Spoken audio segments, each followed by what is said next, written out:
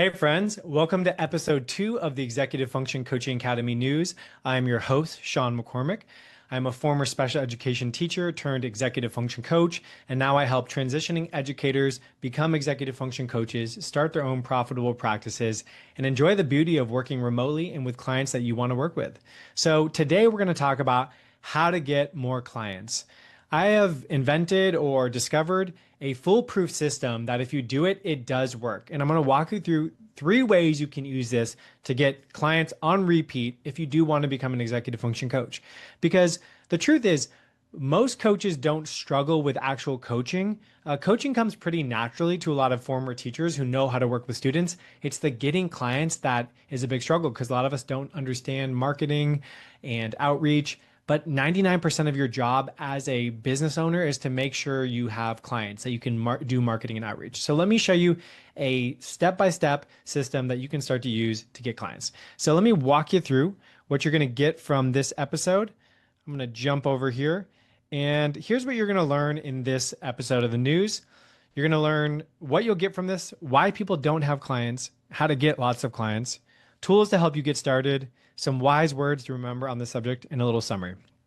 So let's jump into the first section, which is I want to talk to you a quick way that you can add a bunch of money to your practice if you are struggling with that. So before we jump into clients, sometimes you already might have clients, but you're not making money. So for example, someone shared today in our live Q&A call in the Executive Function Coaching Academy, which if you're not familiar with this, the Executive Function Coaching Academy is our paid community on School. So let me pop this open so you can check it out.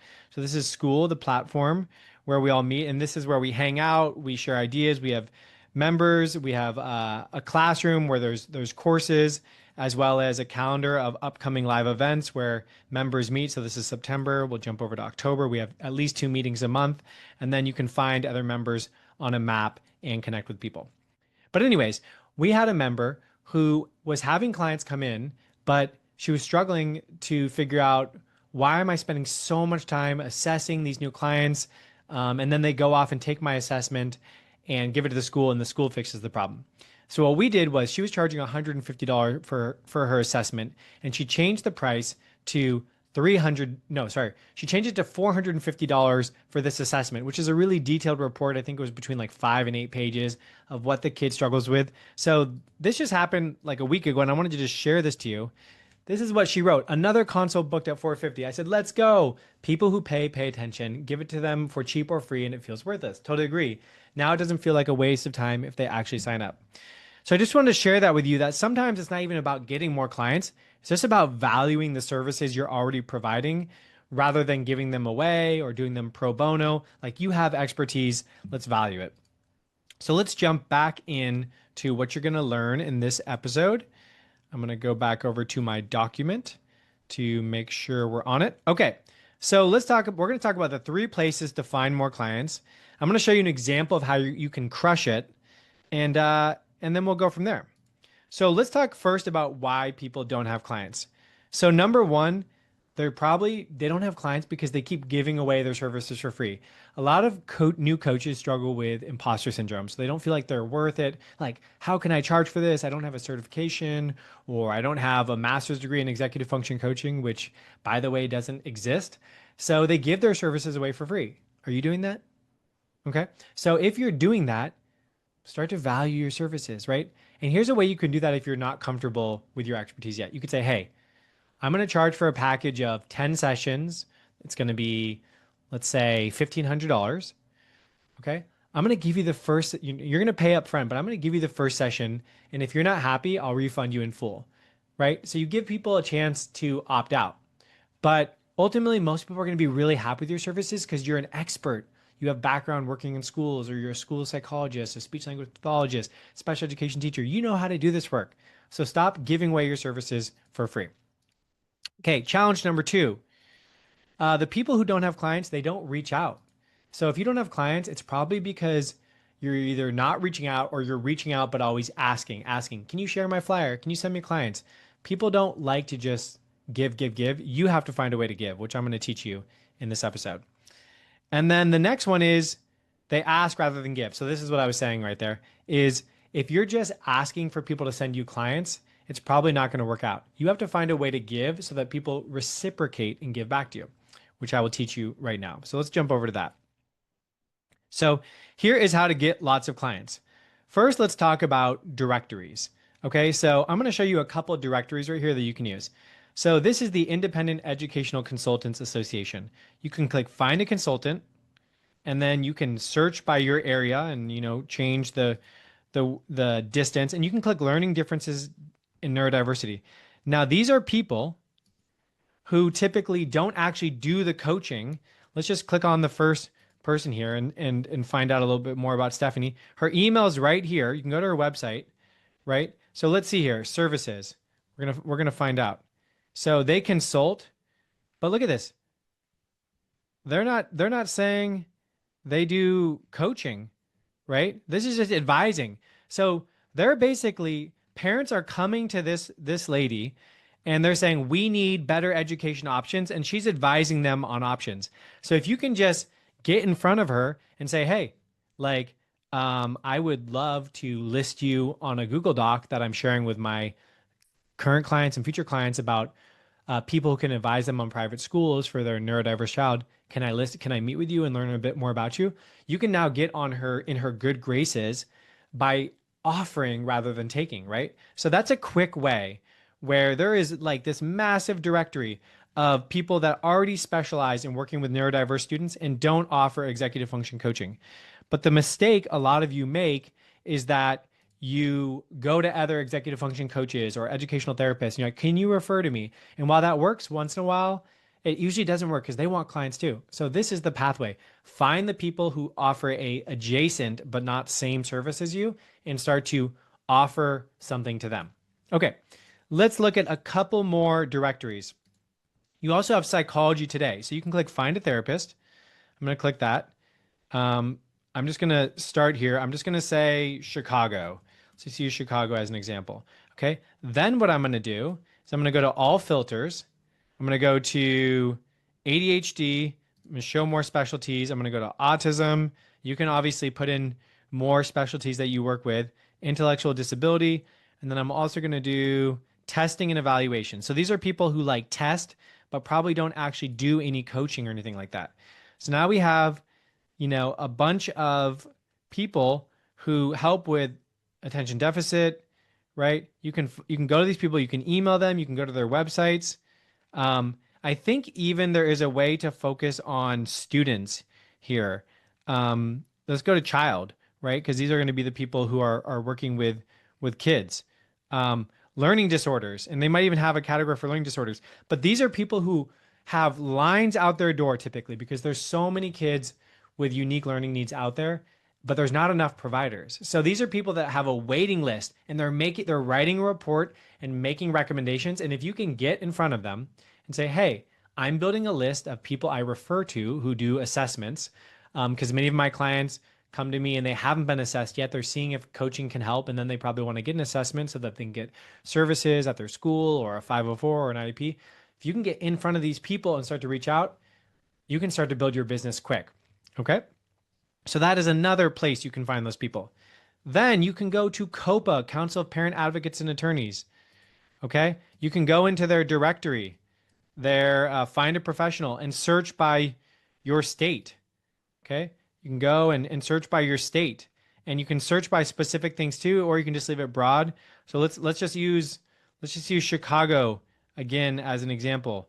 Where are we now? Chicago is part of Illinois. I know this. And we're going to just find a professional.